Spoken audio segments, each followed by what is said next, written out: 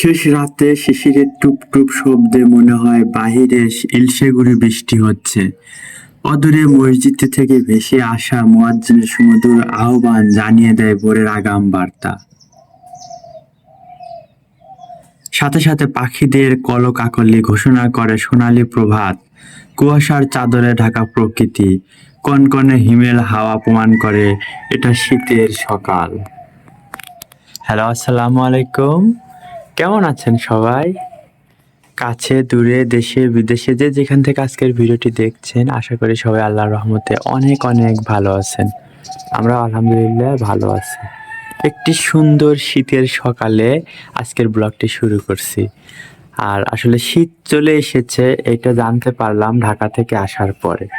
আসলে ঢাকায় তো সেরকম শীত পড়েই না বলা চলে, হয়তো মানে কয়টা দিনের জন্য একটু শীত শীত থাকে, বাট ঢাকার বাইরে কিন্তু শীত একদম পুরো দমে পড়েছে। আমি ঢাকা থেকে যখন এখানে নেমেছি, মানে আসার পরে যখন এখানে বাইরেই গাড়ি থেকে নেমেছি, দেখি যে শীতে একদম হাত পা জমে যাচ্ছে ঠান্ডায়। মানে হঠাৎ করে মনে হচ্ছিল যে শীত প্রধান কোনো একটা জায়গায় চলে এসেছি। ঠিক যেমনটা হয়েছিল আমরা যখন দার্জিলিং বেড়াতে গিয়েছিলাম। মানে হঠাৎ করেই মানে যেতে যেতে কিন্তু আমাদের প্রচুর গরম লেগেছে। আর ঠিক যখনই আমরা দার্জিলিংয়ে পৌঁছেছিলাম, নামার পরেই মনে হচ্ছিল যে একদম বরফের মধ্যে ঢুকে গেলাম। তো যাই হোক, শীতের সকালবেলা এত কনকনে শীত, আমি জাস্ট একটা সিম্পল পাতলা কাঁথা গায়ে দিয়েছিলাম। পরে শীতে দেখি যে গা ঠান্ডা হয়ে গেছে, আর তখন ঘুমটাও ভেঙে গেল। মানে প্রচণ্ড শীত পড়েছে, তাই বাধ্য হয়ে একটা মোটা কম্বল বের করে নিলাম। আর আসলে শীতের সকালটা এনজয় করার জন্য চলে আসলাম বাইরে বিছানা ছেড়ে। আর এত সুন্দর একটা শীতের সকাল, মানে কুয়াশা ঢাকা, গাছগুলো শিশিরে ভেজা, আর নিচে কিন্তু মোরগ ডাকছে। আর এত সুন্দর একটা সকাল যদি আপনাদের সাথে শেয়ার না করি তাহলে কেমন হয় বলুন তো। আর শীত যে চলে এসেছে সেটার একটা বার্তা প্রকাশ করেছে আমার বেলকনির গাছগুলো। আসলে শীতকালেই মানে গাছগুলো যেন একদম প্রাণবন্ত হয়ে ওঠে, ফুলে ফুলে ভরে যায় পুরোটা গাছ। সবগুলো গাছই মাশাআল্লাহ এখন বেশ সুন্দর হয়েছে। শীতের কারণে হয়তো গাছগুলো এরকম সুন্দর হয়েছে। এই তো আজকেই প্রথম আমি শীতের ড্রেস গায়ে দিলাম। হাত পা কিন্তু এই যে শীতকালে যেরকমটা হয় ঠিক সেরকমটাই হয়ে গেছে। মানে দারুণ একটা ইমপ্রেশন। মাত্র অল্প কিছু সময়ের জন্য বারান্দাতে এসেছি, তাই হাত একদম ঠান্ডা হয়ে গেছে। আর এই যে শীতের যে একটা আভাস সেটা কিন্তু জানান দিচ্ছে। আমার তো মনে হয় গরমের চেয়ে শীতই ভালো। গরম আসলে এত অসহ্য গরম, সহ্য করা যায় না। যদিও শীতেও কিন্তু অনেক রকম কষ্ট হয়। অনেক মানুষ আছে যারা শীতের কষ্টে মানে দুর্বিষহ জীবনযাপন করে। তাই শীতার্তদের পাশে কিন্তু আমাদের দাঁড়ানো উচিত। যার যেরকম সাধ্য আছে ততটুকু নিয়েই আমাদের তাদের পাশে থাকা উচিত। এতটা শীত যে বাধ্য হয়েছি সোয়েটার পরতে। ভালোই শীত লাগছিল। এখনো শীতে কিন্তু হাত পা একদম ঠান্ডা হয়ে আছে। আর বারান্দাতে থাকা যাচ্ছে না শীতের কারণে। আমি এখন রুমে চলে যাব। এদিকে এই যে সূর্যি মামা কিন্তু উঁকি দিচ্ছে। শীতের সকালে কিন্তু সূর্যটা অনেক মিষ্টি লাগে। মানে এত তেজ নাই, বাট মিষ্টি একটা রোদ। আর এই রোদটাতে এসে দাঁড়াতে কিন্তু অনেক বেশি ভালো লাগে। আমার পাশের বিল্ডিং এর ছাদের উপর দিয়ে হালকা সূর্যটা দেখা যাচ্ছে, তো সেটা একটু ভিডিও করে নিলাম। আর এই পাশে কিন্তু অনেক বেশি কুয়াশার কারণে খুব একটা ভালো মতো কিছু দেখা যাচ্ছে না। এই মসজিদের গম্বুজটা কিন্তু একদম আফসা আফসা লাগছে, অথচ সেটা কিন্তু জাস্ট অল্প একটু দূরত্বে, মানে ভালো মতো দেখা যাচ্ছে না। তবে পাখির কিচিরমিচির গুলো শুনতে কিন্তু বেশ ভালোই লাগছে। এখানে বেশ কিছু পাখি এসেছে। আমি তো এর আগে একটা রিলস ভিডিওতে শেয়ার করেছিলাম। আমাদের এখানে যদিও তখন পুরোটা পুকুর ছিল, এই পুকুরে তখন অতিথি পাখি বেড়াতে আসতো। অনেক অতিথি পাখি ঝাঁকে ঝাঁকে এখান দিয়ে উড়ে উড়ে বেড়াতো। মানে দেখে খুব ভালো লাগতো। জানি না এবার কি হবে, আশা করি এবারও আসবে, যদিও অল্প একটু জায়গায় এখন পানি আছে। আর আর পানি আছে বলতে কচুরি পানা দিয়ে ভরে গেছে, তারপরেও আশা করি আসবে অতিথি পাখি, অপেক্ষায় থাকবো অতিথি পাখির। তবে এখানে বেশ কিছু আমাদের দেশীয় যে পাখিগুলো আছে সেগুলো কিন্তু ভালোই উড়ে উড়ে বেড়াচ্ছে। এই যে এখানে শালিক পাখি আছে, এখানে দোয়েল পাখি আছে। পাখিগুলো দেখতে, এই যে এটা দোয়েল পাখি, একটু জুম করে দেখাচ্ছি, দোয়েল পাখি। পাখিগুলো কিন্তু খুব ভালো লাগে। আর এখানে এসে যেটা মনে হয় যে একদম ন্যাচারের খুব কাছাকাছি আছি, অসাধারণ। এখানে আরেকটা পাখি আছে, এই যে, দারুণ। পাখিগুলো দেখে খুব ভালো লাগলো।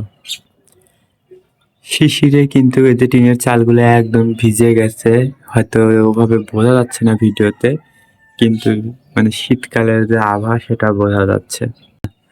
বারান্দার গাছগুলোতে কিন্তু সেভাবে বোঝা যাচ্ছে না যে শিশির পড়েছে, বাট এই যে আমার জবার এই ডগাটা জাস্ট মানে বারান্দার বাইরে ছিল, আমি এটা ভিতরে নিয়ে এসে দেখাচ্ছি। এখানে এই যে শিশির পড়েছে, পানিও কিন্তু জমে গেছে, এই যে পানি, এই যে পানি জমে গেছে। জাস্ট মানে দেখেই অনেক ভালো লাগছে, একদম প্রাণবন্ত হয়ে গেছে, খুব সুন্দর লাগছে। আরেকটা বারান্দায় চলে আসলাম। এর পাশে কিন্তু এই যে শীতকালে গাছগুলো এত বেশি সুন্দর লাগছে, অসাধারণ লাগছে। আর কাটামকুটগুলো আসলে এত সুন্দর হয়েছে দেখার মতো। আমি তো কেউ ভিডিও কল দিলেই এটা দেখাই। আমার খুব ভালো লাগতেছে গাছগুলোর এবং ফুলগুলো দেখে। আর এই গাছটা দেখে আমার অনেক অবাক লেগেছে, গাছটার নাম জানি না। তবে গাছের প্রত্যেক মানে পাতার উপরে উপরে যেরকম ভাবে গাছ মানে নতুন চারা গজিয়েছে, এটা কিন্তু দেখতে বেশ ভালো লাগছে এবং অনেক বেশি আকর্ষণীয় লাগছে। কি সুন্দরভাবে এখানে প্রত্যেক আগায় আগায় মানে ডগায় ডগায় নতুন নতুন চারা হয়েছে, দেখার মতো। আর শীতকালে বাইরের পরিবেশটা কিন্তু দেখতে অনেক বেশি ভালো লাগে। গাছপালাগুলো একদম শীতে যেন ঝিম মেরে আছে, তাদেরও শীত লাগছে এমনটাই মনে হচ্ছে। কুয়াশা ঢাকা শীতের সকাল। আমাদের প্রিয় সালমা আপুর চন্দ্রমল্লিকা গাছে ফুল আসছে, সেটা অনেক আগেই শুরু হয়েছিল আসা, মানে কলি এসেছে। আপু বলেছিল, আপুর ভিডিওতে আমি কমেন্ট করেছিলাম যে আমাদের গাছে কোনো ফুলের চিহ্ন নাই, কোনো কলিরও চিহ্ন নাই, কিন্তু এখন একদম এই যে ঝুমঝুম কলি এসে গেছে। আর চন্দ্রমল্লিকার যে মানে পাতাটা বের হয় আর এই কলি দুইটা কাছাকাছি, আমিও সবসময় আর কোনোভাবে বুঝতে পারি না যে এটা ফুল না কলি। তো যাই হোক, একদম ঝুমঝুম কলি এসেছে, আশা করি অনেকগুলো ফুল পাবো এবার। শীতের শিশির ভেজাটা কিন্তু এখন খুব ভালো মতো বোঝা যাচ্ছে। এই তো আমি ছাদে চলে এসেছি, ছাদের গাছগুলো কিন্তু একদম সুন্দর মতো শিশিরে ভিজে আছে, দেখতে ইচ্ছে করছে। এই যে হ্যাঁ, কি ঠান্ডা পানি, গাছগুলো মানে একদম সুন্দর কারুকার্য হয়ে গেছে শিশিরে ভিজে, অনেক সুন্দর লাগছে। মানে এই যে মানে ছাদে না আসলে আসলে বোঝা যেত না যে এতটা শিশির পড়েছে। আর এই পাশ থেকে কিন্তু একদম কুয়াশাটা আরো ভালো মতো বোঝা যাচ্ছে। ছাদে উঠতে উঠতে আমি হাঁপিয়ে গেছি, তবে পাখির ওড়াউড়ি দেখে অনেক বেশি ভালো লাগছে। আমার মনে হয় শীতকালে সবচেয়ে বেশি খুশি হয় গাছগুলো, মানে কি সুন্দর একদম শিশিরে ভিজে তরতাজা হয়ে আছে, দেখতে অনেক বেশি ভালো লাগছে, একদম প্রাণবন্ত হয়ে আছে। আর একটা যেটা সুবিধা সেটা হচ্ছে গাছগুলোতে কিন্তু এত বেশি পানি দিতে হয় না। এই গাছগুলো মানে ২-৩ সপ্তাহ হয়ে গেছে পানি দেওয়া হয় না।